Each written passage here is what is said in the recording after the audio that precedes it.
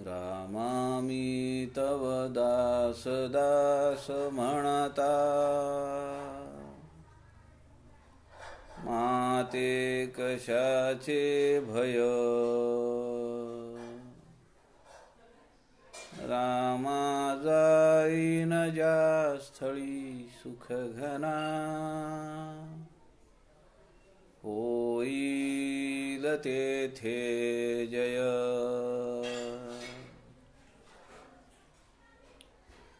रामाया भुवन त्रयी तुझ विणा, नाही दुजा तारक.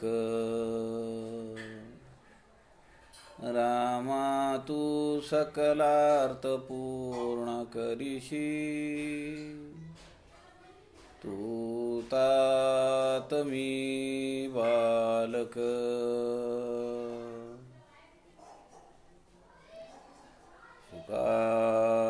सारिखे पूर्ण वैराग्य ज्याचे, वसिष्ठा परी ज्ञान योगेश्वराचे.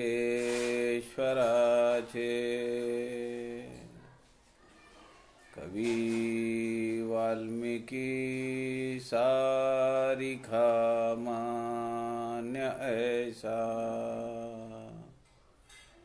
नमस्कार माझा सद्गुरु रामदासा.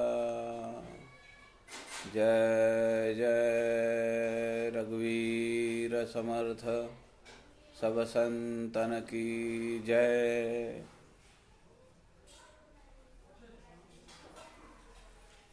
सज्जन हो, नमस्कार. समर्थ रामदास स्वामींच्या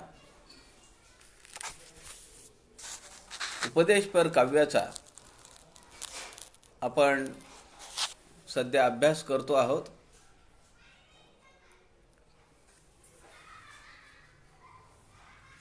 संत समागम या फेसबुक पेजचे सूत्रधार आदरणीय प्रवीणजी शास्त्री दिवाकर यांच्या सूचनेप्रमाणे समर्थांच्या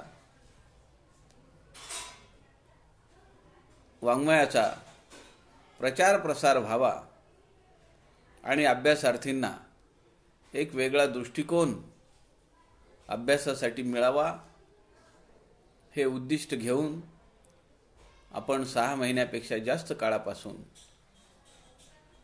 हा ज्ञान यज्ञ चालू ठेवलेला आहे. आपण पाहिलं की समर्थ रामदासांनी क्षात्र धर्म सांगितला, राजधर्म सांगितला आणि सेवक धर्म सांगितला. सेवक धर्माची 2 प्रकरणं समर्थांनी सांगितली. सेवकांना केलेला उपदेश असा ढोबळ मानाने वरवरच्या शब्दांनी आपल्याला अर्थ घेता येईल, पण त्याचा जर गर्भितार्थ आपण पाहिला तर आपण भगवंताचे सेवक आहोत. भगवंतानी आपल्याला एवढ्या उंचीवर आणून ठेवलं, शारीरिक मानसिक आर्थिक संपन्नता मिळवून दिली. असं सगळं असताना आपण भगवंतानी जे काही सांगितलंय त्याकडे दुर्लक्ष करायचं आणि देहबुद्धीच्या स्वार्थासाठी ज्या गोष्टी करू नयेत त्या गोष्टी करायच्या. हे अत्यंत चुकीचं आहे. हा एक दृष्टांत आहे सेवक धर्म या नावाचा. काल आपण सेवक धर्म प्रकरण पहिले यातल्या 20 ओव्यांचा विचार काल आपण केला. त्या पुढच्या ओव्या आज आपण आजच्या या सत्रामध्ये पाहूया.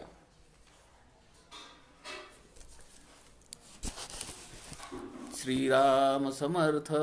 श्रीराम. 20वी ओवी होती, मी करतो ऐसे पुसणे, ते पुसणे न पुसणे, करू न करू हे विचारणे, हे उत्तमोत्तम. एखादे कार्य मी करू का हे विचारणे, यालाच उत्तम विचार असे म्हणतात. ते कार्य मी करू का नको अशा प्रकारे स्वामीजवळ बोलणे, हे सर्वोत्तम होय.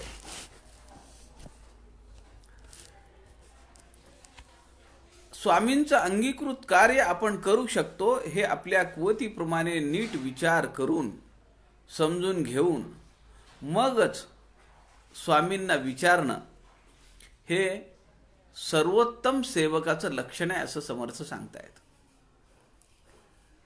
काय होतं की आपण एखादी जबाबदारी घेतली आहे,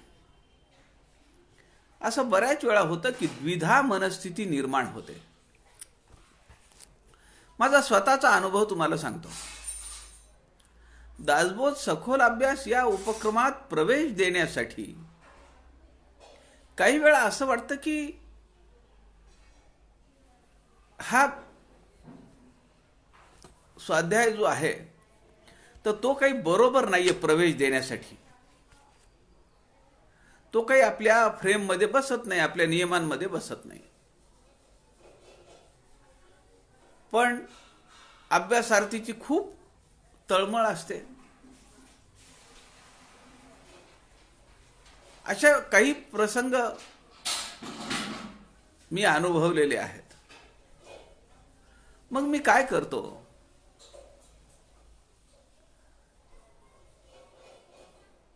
समर्थांच्या समोर उभा राहून त्यांना निवेदन करायचं, असं असं आहे. स्वाध्याय तो समोर ठेवून द्यायचा. काही असेल, स्वाध्याय असेल, एखादा निर्णय घ्यायचा असेल आणि आपली जर द्विधा मनस्थिती होत असेल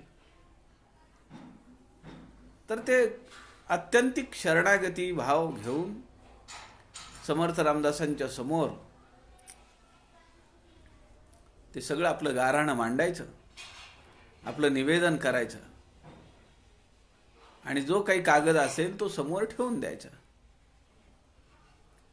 आणि दुसऱ्या दिवशी आपण निर्णय घ्यायचा.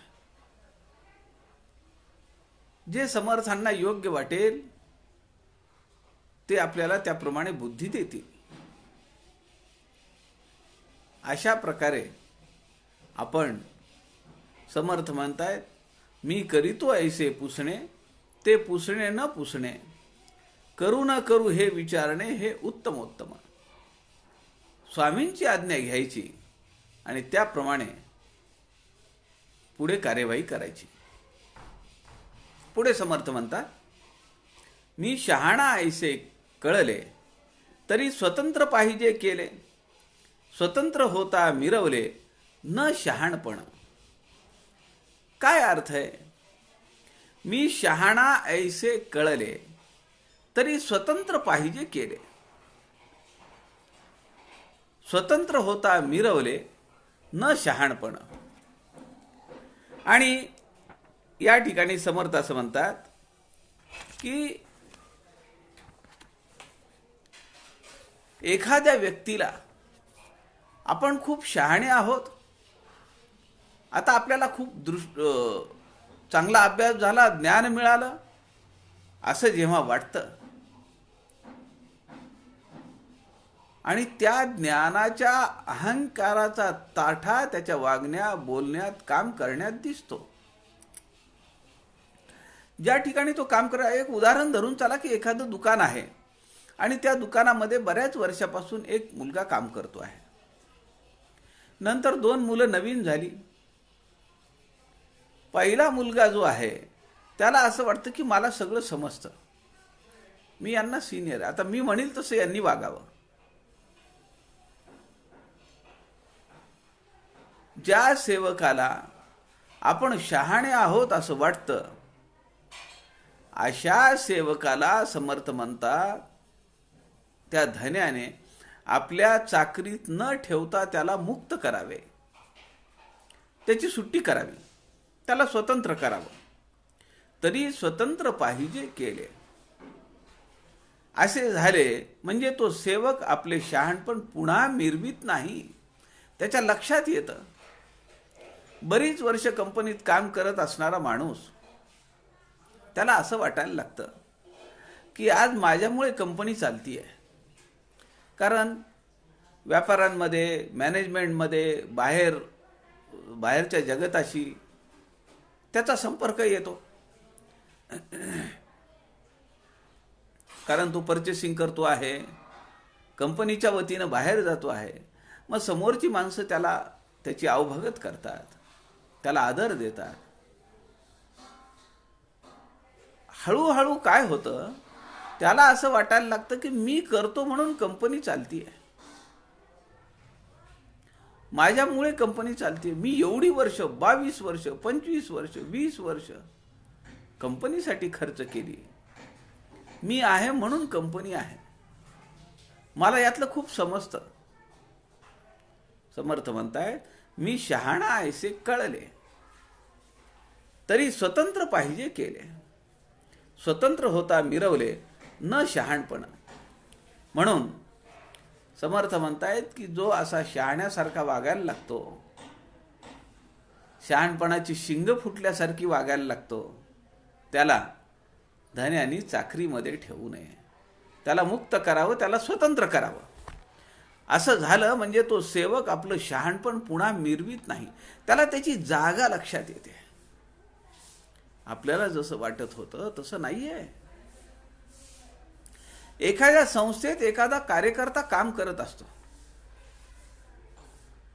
आणि काही वर्षानंतर त्याला असं वाटतं की या संस्थेचं, या संघटनेचं काम माझ्यामुळे होत आहे. मी करतो म्हणून ही संघटना उभी आहे. माणसाचं आयुष्य किती आहे मला सांगा? 50, 60, 70, 80, 90, 100. यातली पहिली किती वर्ष गेली की काही समजत नाहीये, आणि शेवटची किती वर्ष गेली आता यांचं डोकं फिरलंय म्हणणारी. मधला 40-50 वर्षाचा जो 30-40 वर्षाचा खूप झाला हा जो काळ आहे, या काळामध्ये त्याला असं वाटायला लागतं की मी या चळवळीचं काम मागच्या 15 वर्षापासून करतो, 20 वर्षापासून करतो म्हणून ही चळवळ चालू आहे. पण असं नसतं. संघटनेचं आयुष्य किती आहे? शेकडो वर्ष आहे. माणसाचं आयुष्य किती आहे? समर्थ तो मुद्दा या ठिकाणी आणून दाखवतात आपल्याला की मी शहाणा ऐसे कळले, तरी स्वतंत्र पाहिजे केले. स्वतंत्र होता मिरवले, न शहाणपण. मग त्याला ते शहाणपण त्याच्या लक्षात येतं की आपली जागा काय आहे. हे मनीचे समजावे, प्रकट कासया करावे, घेऊये तरी घ्यावे चातुर्यासी. समर्थ म्हणतात, हे आपण मनातल्या मनात समजून घ्यावं. ते उगाच प्रकट कशासाठी करायचं? चतुरपणे त्यातलं काय घ्यायचंय ते घ्यावं. सेवकाबद्दल काय ते चतुरपणाने मनातल्या मनात समजून घ्यावं. त्याची जाहीर वाच्यता करू नये. हे मनीचे समजावे. धन्याने हे ओळखून घेतलं पाहिजे. कशाला बोलून दाखवायचंय 4 लोकांसमोर, 4 सेवकांसमोर? घेऊये तरी घ्यावे चातुर्यासी. एखादी गोष्ट बोलण्यापेक्षा न बोलण्यातच फायदा असतो. हे चतुरपणे समजून घेतलं पाहिजे. न्याय मानील तो न्यायी, न्याय न मानील तो अन्यायी. दगलबाज चिडाई सुटेल कैसी. समर्थ म्हणतायत, जो न्याय मानतो तो न्यायी आहे, तो समन्यायी असला पाहिजे. एकाच देखो न सक्ती, एकाची पाठी राखती. एखाद्याने कितीही चुकलं तरी त्याला काही बोलायचं नाही, त्याच्यावर ओरडायचं नाही. आणि दुसरा एखादा कार्यकर्ता असेल, दुसरा एखादा सेवक असेल, थोडं जरी चुकला की त्याच्या अंगावर ओरडायचं, वस्कन धावून जायचं, त्याची अक्कल काढायची. अशा गोष्टी बऱ्याच ठिकाणी होतात. न्याय आणि अन्यायाची सीमारेषा समर्थ म्हणतात नीट तपासून पाहायची. जो न्याय असेल तो तसाच केला पाहिजे. कसल्याही परिस्थितीत आपल्याला कुणी अन्यायी म्हणू नये याकडे आपण लक्ष दिलं पाहिजे. दगाबाजीने किंवा चिडचिडाटने, चिडचिड करून, हलकेपणा करून अन्यायातून आपली सुटका कधीच होऊ शकत नाही. चिडाई म्हणजे हलकेपण. दगलबाज चिडाई सुटेल कैसी. पुढे समर्थ म्हणतायत, ज्याचे अंतरी स्वार्थ बुद्धी, तेथे कैची असेल शुद्धी. बुद्धी सांडता अवधी, दुःखासी होय. ज्याच्या अंतरंगामध्ये स्वार्थ बुद्धी आहे, त्याचे अंतःकरण हे शुद्ध कसे असेल. बुद्धी सोडली म्हणजे दुःखाला सवड मिळते. बुद्धीचा त्याग केला की तिथं दुःख हे येऊन बसतं. म्हणून समर्थ म्हणतात, कपट बुद्धी असणाऱ्या माणसाचं अंतःकरण हे शुद्ध नसतं. तो वरून चांगला दिसेल, गोडगोड बोलेल, मन निर्मळ असेल तरच बुद्धी ही शुद्ध असते. अशा निर्मळ बुद्धीला सोडून निर्मळ बुद्धीचा त्याग करून माणसाला अनेक प्रकारची विविध दुःखच भोगावी लागतात. ज्याकरिता प्राणी वाढले, त्यासीच अडवू लागले. ते कैसे म्हणावे भले, नीतिवंत श्रीराम. ज्यांनी आपल्याला लहानाचं मोठं केलं, ज्यांनी आपणास लहानाचं मोठं केलं, आपल्याला चांगल्या धडे दिले, चांगला ज्ञान दिलं, अशा माणसाला जर आपण आडकाठी करू लागलो, अडवू लागलो, तुम्हाला काय समजतंय हा बाजूला म्हणू लागलो, तर मग नीतिवंत कसं म्हणता येईल. ज्याकरिता प्राणी वाढले, ज्याच्यामुळे हा देह वाढला, आई आहे, वडील आहे, घरातली मोठी मंडळी आहे, ज्याकरिता प्राणी वाढले त्यासीच अडवू लागले. ते कैसे म्हणावे भले नीतिवंत. ज्याप्रमाणे आपण मोठे झालो की आपण मोठ्या माणसांना अडवता कामा नये. त्यांच्यामध्ये, त्यांच्या कामामध्ये खोडे घालण्यात अर्थ नाही. कुऱ्हाडीचा दांडा गोतास काळ, असा बालंट आपल्यावर येऊ नये ही काळजी घ्यावी, असं समर्थ सेवक धर्म या प्रकरणामध्ये सांगतायत. सेवकी सेवाची करावी, स्वामी असुदकी द्यावी. तरीच पाविजे पदवी, काही एका श्रीराम. समर्थांचे मनोगत, तैसेची वर्तणे उचित. तेथे चुकता आघात, नेमस्त आहे श्रीराम. सेवकी सेवाची करावी, स्वामी असुदकी द्यावी. सेवकाने काय करायला पाहिजे. समर्थ सांगतायत की त्यांनी फक्त आपलं लक्ष आपल्या सेवेवर केंद्रित केलं पाहिजे.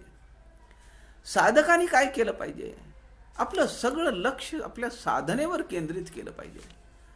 माझे किती दुःख कमी झाले, मला काय फायदा झाला, याकडे साधकांनी कधीही विचार करू नये, असं समर्थ या ठिकाणी सांगतायत. सेवकी सेवाची करावी, स्वामी असुदकी द्यावी. तरीच पाविजे पदवी, काही एका.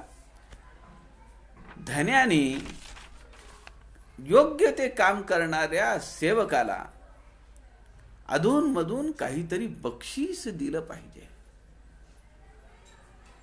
असुदकी म्हणजे बक्षीस, काहीतरी विशेष त्याला भेट वस्तू म्हणून द्यायला पाहिजे.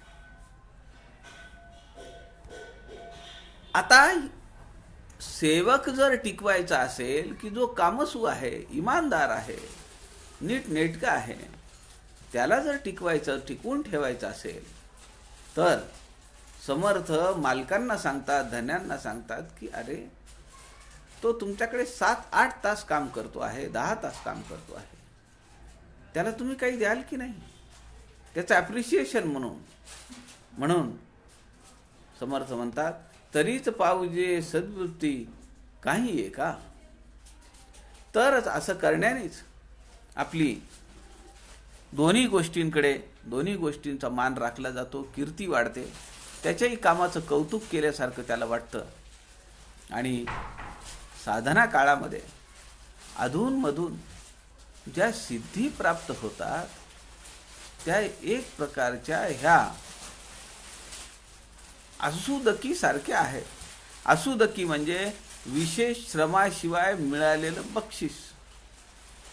वेगळं काही करायचं नाहीये. जे माझ्या वाट्याला आलेलं काम आहे ते मी मन लावून करीन, तन मन धन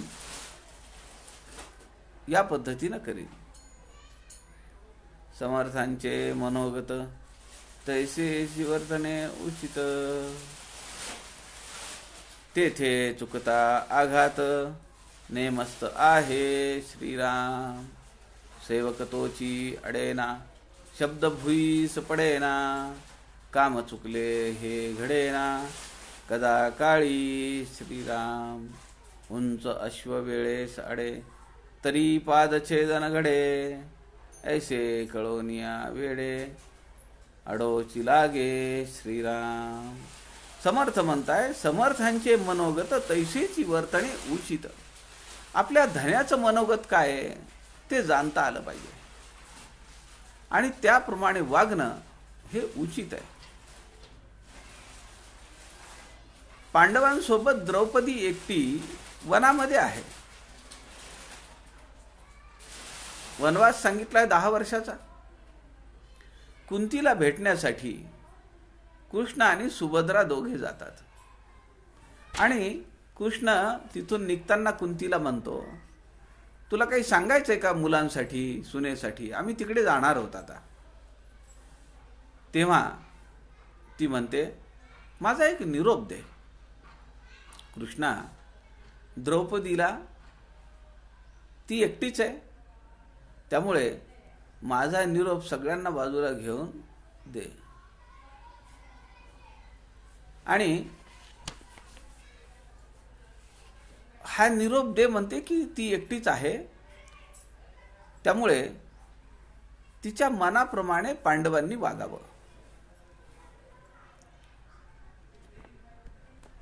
नवऱ्याने बायकोच्या मनासारखं वागलं पाहिजे हे कुंती सांगतीये कृष्णाजवळ निरोप पांडवांसाठी.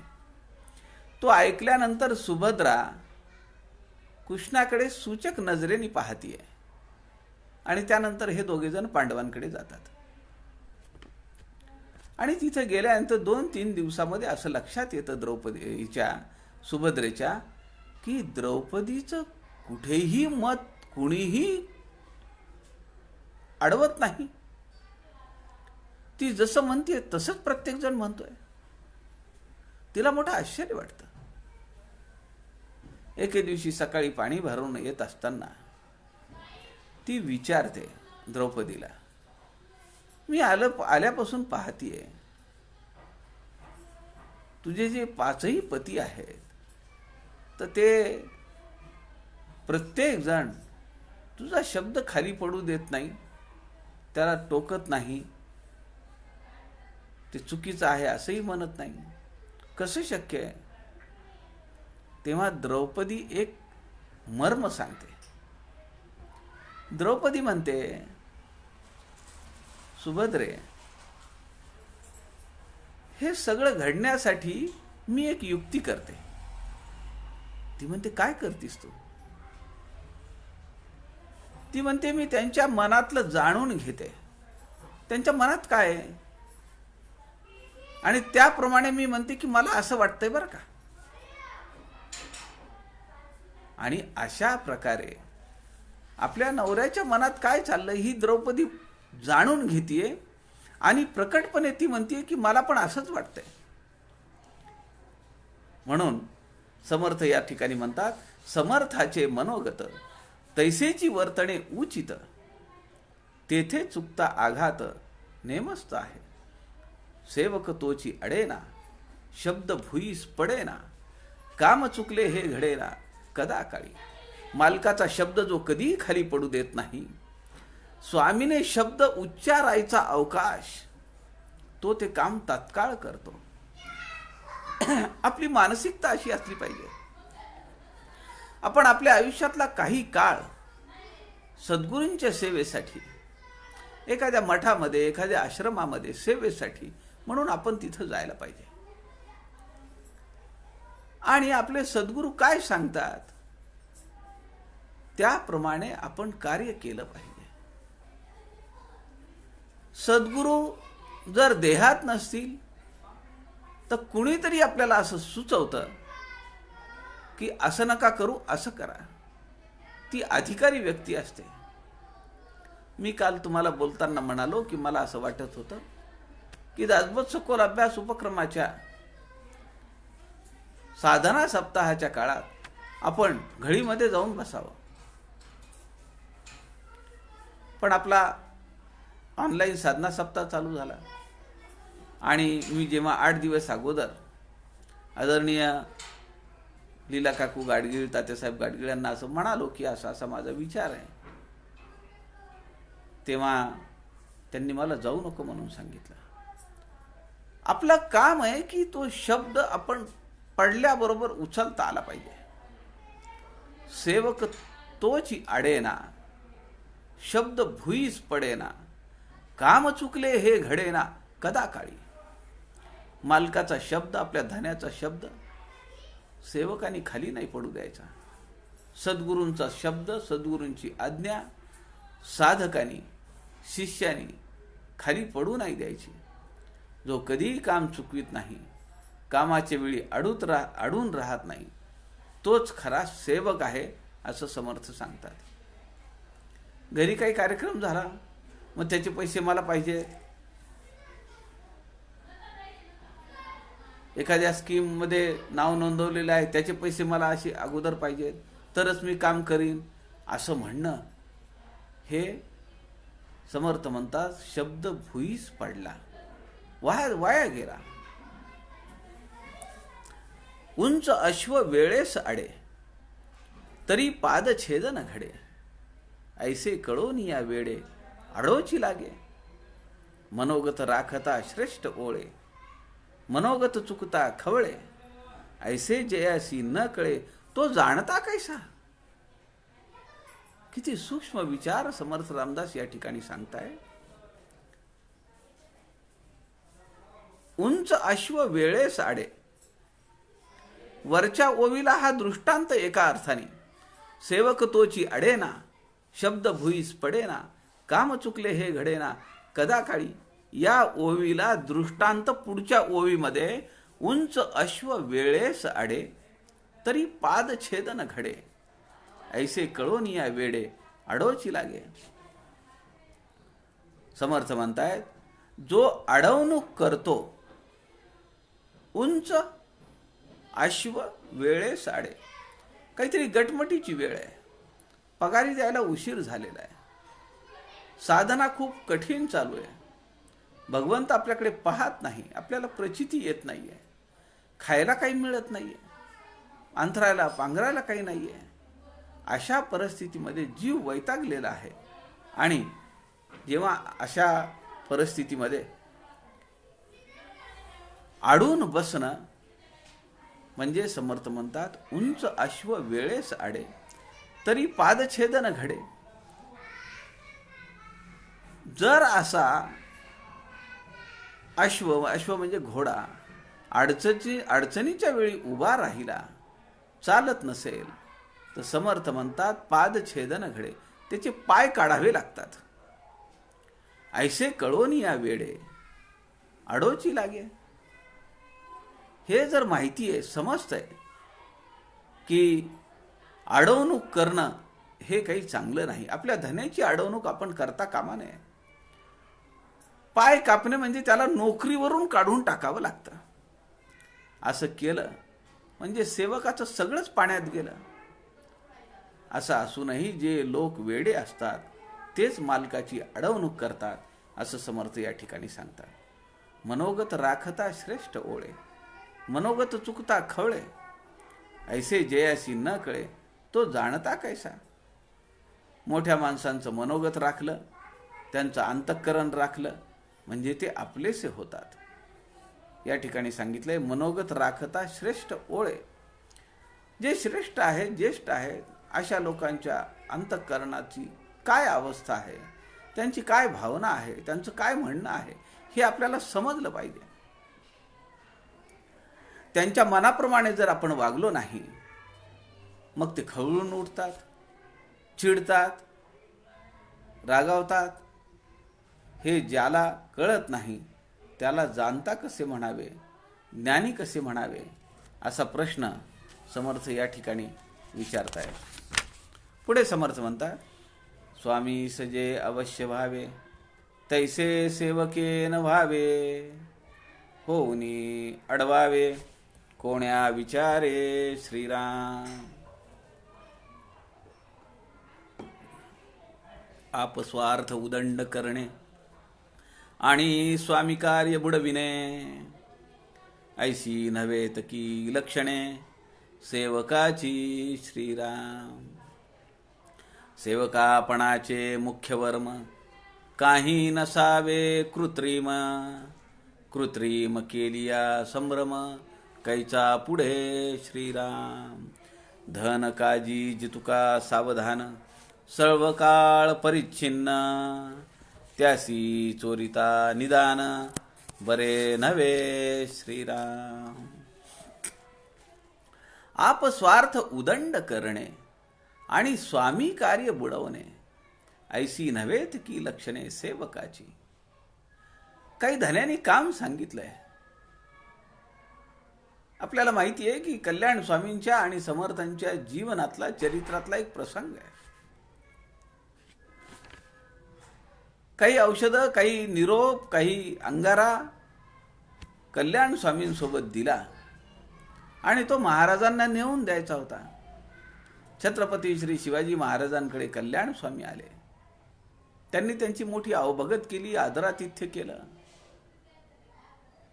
त्यांना मुक्कामाला थांबवलं, कारण कल्याण स्वामी उशिरा गेले होते. मुक्कामाला थांबवलं आणि दुसऱ्या दिवशी शिवाजी महाराजांनी त्यांना विनंती केली की माझ्या योग्यतेचं काही काम असेल तर आपण मला जरूर सांगावं. महाराज 2-3 वेळा असं म्हणाल्यामुळे कल्याण स्वामींच्या मनात आलं, आपले धाकटे बंधू दत्तात्रय स्वामी जे शिरगावला मठपती आहेत, त्यांना गायी परत मिळाल्या पाहिजेत. 12 गायी त्यांच्या सरकारी ताब्यात होत्या. त्याचे पैसे भरून मग त्या गायी सोडवून आणायच्या होत्या आणि हे कल्याण स्वामींना माहिती होतं. त्यामुळे कल्याण स्वामी महाराजांना असं म्हणाले की माझे धाकटे बंधू जे आहेत दत्तात्रय स्वामी, त्यांच्या मठाच्या गायी आपल्या प्रशासनाने पकडलेल्या आहेत, तेवढ्या गायी आम्हाला सोडवून मिळाव्यात. महाराजांनी तर ते काम केलेच. समर्थांकडे कल्याण स्वामी आल्यानंतर कल्याण स्वामी समर्थांना सांगत होते की असं झालं तसं झालं, आणि कल्याण स्वामींच्या मनात काहीही नाही,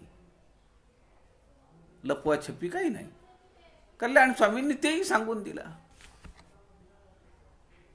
की मी महाराजांकडे असं असं बोललो. समर्थ चिडले. समर्थांनी कल्याण स्वामींचं ताडण केलेलं आहे. एक क्षुल्लक बाब 12 गायी सोडण्याची, पण ती सुद्धा समर्थांना पटलेली नाही. या ठिकाणी या ओवीमध्ये तर समर्थ म्हणतायत, आपस्वार्थ उदंड करणे, आपलं स्वार्थ पाहणे आणि स्वामी कार्य बुडविणे, ऐसी नव्हेत की लक्षणे सेवकाची. सेवकपणाचे मुख्य वर्म, काही नसावे कृत्रिम. कृत्रिम केलिया संभ्रम, कैचा पुढे. अनन्यपणे काम करत राहिलं पाहिजे, कुठलाही कृत्रिमपणा नसला पाहिजे, खोटेपणा नसला पाहिजे. कृत्रिमपणामुळे, खोटेपणामुळे, पुढे पुढे करण्यामुळे विनाकारण आपण संशयाचं वातावरण निर्मिती करत आहोत, याकडे आपलं लक्ष गेलं पाहिजे. धन काजी जितुका सावधान, सर्व काळ परिच्छिन्न. त्यास चोरिता निदान बरे नव्हे. समर्थ या ठिकाणी म्हणतात की प्रत्येकाचं उद्दिष्ट हे धन प्राप्ती करणं आहे. धनाच्या प्राप्तीसाठीच सगळ्यांचे प्रयत्न चालू असतात. आपल्या मालकालाही संपत्ती हवी असते, म्हणून तो नोकरांबरोबर नेहमीच वेगळा वागत असतो. अशा वेळी त्याच्या वेगळेपणाचं मूळ असणाऱ्या धनाची चोरी करणं सेवकांनी योग्य नाहीये. धनकाजी जितुका सावधान, सर्व काळ परिच्छिन्न, त्यासी चोरिता निदान बरे नव्हे. त्याच्या घरी जळता जळत नाही म्हणून त्यांनी आम्हाला काय देऊ नये अशी धारणा काही जणांची असते. त्याच्याकडे खूप पडलंय, आम्हाला काय देऊ नये. पण आपल्याला परमेश्वराने जे आपल्या नशिबात लिहून ठेवलेलं आहे, ज्या वेळेला मिळायचंय, शिर्डीला तुम्ही जाल तेव्हा तिथं साईबाबांची वचनं लिहून ठेवलेली आहेत. त्यामध्ये एक वचन आहे, भाग्य से पहले. वेळेच्या पूर्वी आणि भाग्यापेक्षा जास्त काही मिळत नाही. समय से पहले और भाग्य से ज्यादा कुछ नहीं मिलता. त्यामुळे आपण दुसऱ्यांकडे काय काय काय काय आहे, आपलं याकडे लक्ष कमी असलं पाहिजे. नको रे मना द्रव्य ते पुढीलांचे, समर्थ मनाच्या श्लोकामध्ये सांगतायत. अतिस्वार्थ बुद्धी नरे पापसाचे. म्हणून समर्थ या ठिकाणी म्हणतात की आपण मालकाची प्राप्ती किती आहे, धनाची प्राप्ती किती आहे, त्याच्यावर अवलंबून आपल्याला काही असलं पाहिजे, मिळालं पाहिजे, असा विचार सेवकांनी करणं चुकीचं आहे. पुढे समर्थ म्हणतात, थोडी बहुत लालूच करणे आणि महत्कृत्य बुडविणे, महत्व जाता लाजीरवाणे जनामध्ये, ऐसे बहुत ऐकिले काही दृष्टीस देखिले, देखत ऐकत चुकले ते मनुष्य कैसे. कार्य करिता उदंड देतो, चुकता तो महत्व घेतो, ऐसे कळोनी वर्ते तो प्राणी कैसा. थोडी बहुत लालूच करणे आणि महत्कृत्य बुडविणे, महत्व जाता लाजीरवाणे जनामध्ये, ऐसे बहुत ऐकिले काही दृष्टीस देखिले, देखत ऐकत चुकले ते मनुष्य कैसे. या ठिकाणी या सेवक धर्मावरून मला एक प्रसंग आठवतो, समर्थांच्या चरित्रातला आहे. समर्थांच्या चरित्रामध्ये असा एक प्रसंग आहे की ते साताऱ्याला एक हरिदास आले की ज्यांच्या साधनेने त्यांनी शूद्र देवता वश करून घेतलेल्या होत्या. ते काय करायचे की त्या शूद्र देवतांना आज्ञा करायचे, खोबरे आणा, खारका आणा आणि बसलेल्या लोकांच्या अंगावर टाका. एवढंच नव्हे तर जी लोक आलेली असतात प्रवचनाला, त्यांच्या निरूपणाला, त्यांच्या कीर्तनाला, त्यांच्या मनात काय आहे हे ओळखायचं, हे क्षुद्र देवतेंच्या माध्यमातून ते सगळं करायचे.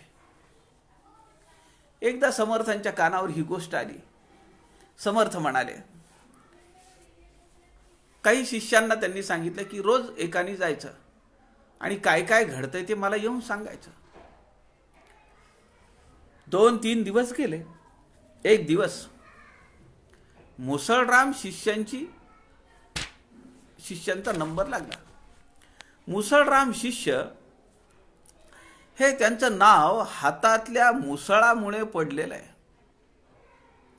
फार वजनदार ते मुसळ त्यांच्या हातात असे, शरीराने संपन्न होते, बलसंपन्न होते. आणि मुसळराम हे त्या सभेच्या ठिकाणी गेले. मुसळरामांना हनुमंत प्रसन्न होते. 2 माणसांना उचलणार नाही असं मुसळराम गोसावी आपल्या खांद्यावर घेऊन फिरत असत, काठी घेतल्यासारखी. किती बलसंपन्नता होती याचा विचार करा. त्यांना हनुमंत प्रसन्न होते.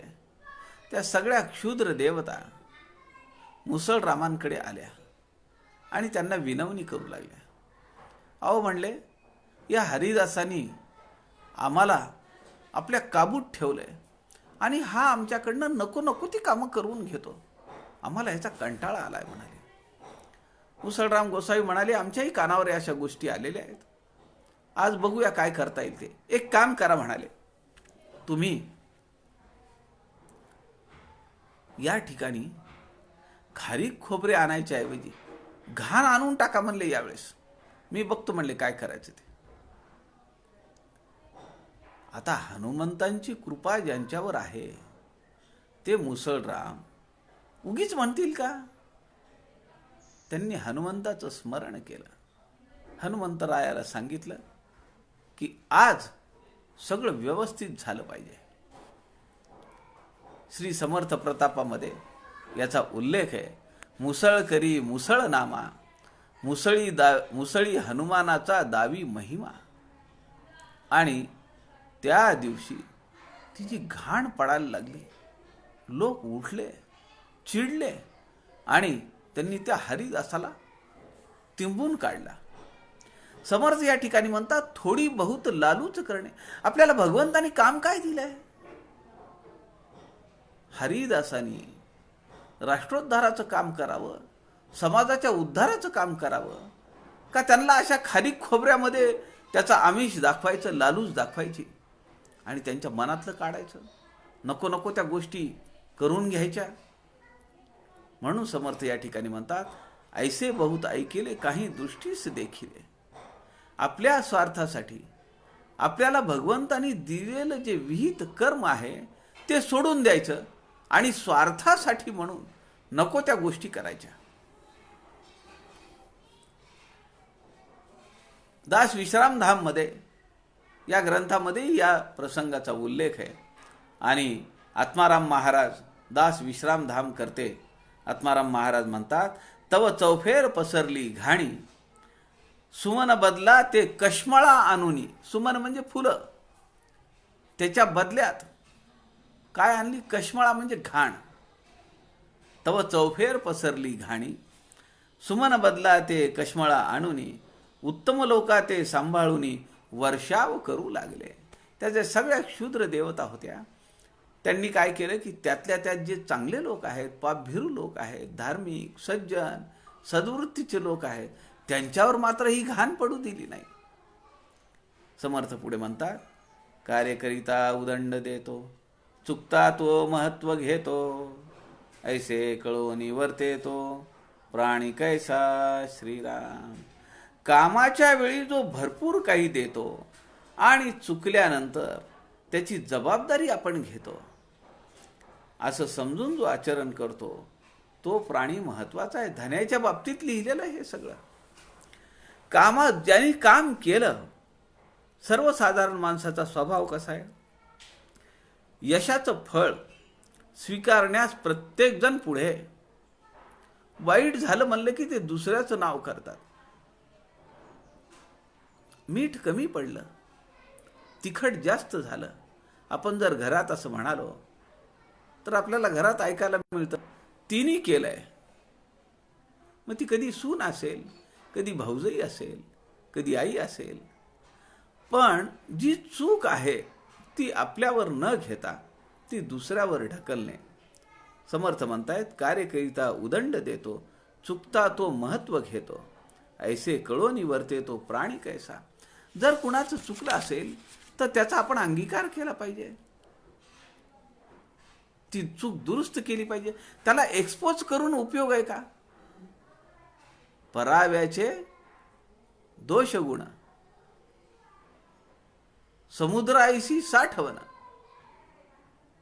पराव्याचे दोष दृष्टी देखो ना, समुद्राईशी साठवण तो सत्वगुण. दुसऱ्याच्या दोषांना आपण सारखं उजागर करणं, एक्सपोज करणं, त्याला हे चुकीचं आहे. समर्थ पुढे म्हणतात, सेवक विश्वास दाविती, वैर्याकडे मिळो न जाती, त्या चांडाळासी गती कोठेच नाही. सकळ लोक स्वामियाचे, मागे पुढे अवज्ञेचे, सेवक उगेची मूर्खनाचे, शब्द बोले श्रीराम.